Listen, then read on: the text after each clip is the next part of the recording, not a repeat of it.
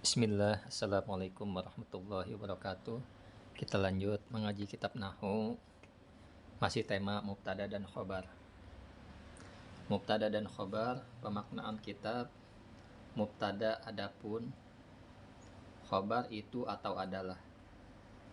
Jadi mubtada ingat, mubtada adapun, khobar itu atau adalah. Dua-duanya isim-isim yang dirofa'kan. Dua-duanya isim-isim yang dirofa'kan. Contoh mubtada dari bentuk idhofah. Kita fokus contoh mubtada dari bentuk idhofah. Ketentuan adalah idhofah adalah penyandaran suatu kalimat lain. Idhofah adalah penyandaran suatu kalimat lain yang memunculkan arti yang lebih spesifik. Idhofah adalah, perhatikan di sini, penyandaran suatu kalimat lain yang memunculkan arti yang lebih spesifik, ya. Atau bisa dikatakan arti ketika ada dua kata yang digabungkan menjadi satu kesatuan makna. Contoh, Baitul Ustadzi.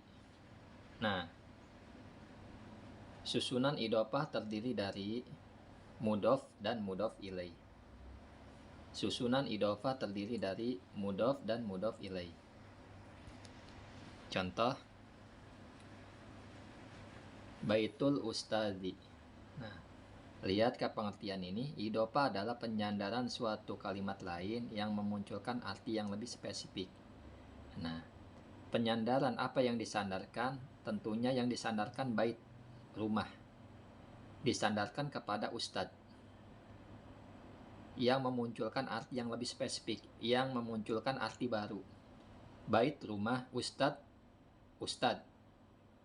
Bait mempunyai arti sendiri, ustadz mempunyai arti sendiri. Ketika digabung, maka menjadi arti yang lebih spesifik, yaitu rumah ustadz. Rumah ustadz. Nah, mudah-mudahan paham sampai sini. Dua kata yang digabungkan sehingga menjadi satu kesatuan makna.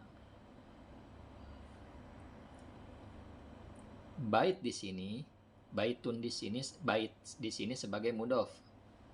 Al-ustad di sini sebagai mudhofun ilaih. Nah, di sini. Nah, di sini ada ketentuan mudhof.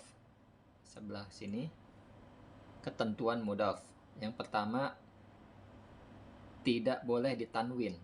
Mudhof tidak boleh ditanwin. Ingat, lihat contoh ini. Mudhof, baitun itu sebagai mudhof. Nah, ini ya. Baitun sebagai mudhof. Mudhof, bait ini tidak boleh ditanwin. Tidak boleh baitun, tidak boleh. Yang boleh baitu. Wajib harus disebut baitu. Mudhof, di sini mudhof tidak boleh ditanwin. Kata mudhof contohnya baitun ini tidak boleh ditanwin. Tidak boleh didahului alif lam. Nah, lihat. Bait di sini boleh saja memakai alif lam, namun dalam keadaan susunan idhofah dia haram memakai alif lam, tidak boleh memakai alif lam. Al baitu ustadi enggak boleh. Maka saat yang pertama mudhof, mudhof ini bait ya, kata bait. Mudhof al bait ini tidak boleh ditanwin yang pertama, yang kedua tidak boleh menggunakan alif lam. Nah, selanjutnya yang ketiga, membuang nun jamak atau musanna pada mudhof.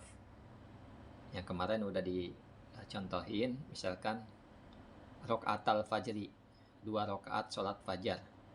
2 rokaat sholat fajar. Asalnya rokaatani al fajri, tapi harus dibuang nun musanna.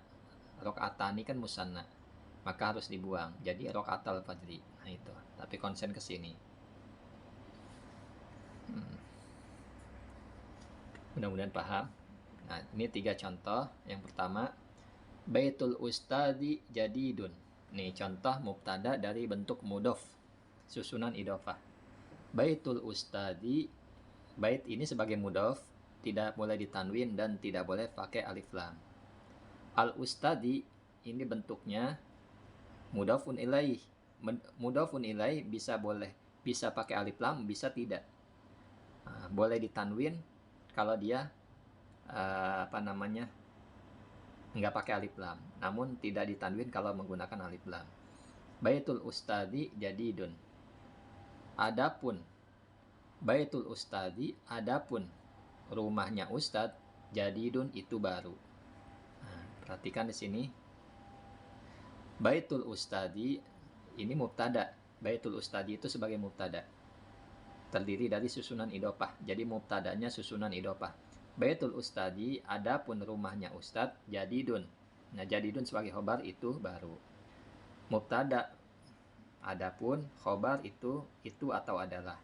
Ulang. Baitul ustadi, adapun rumahnya ustad, jadidun itu baru. Contoh yang kedua.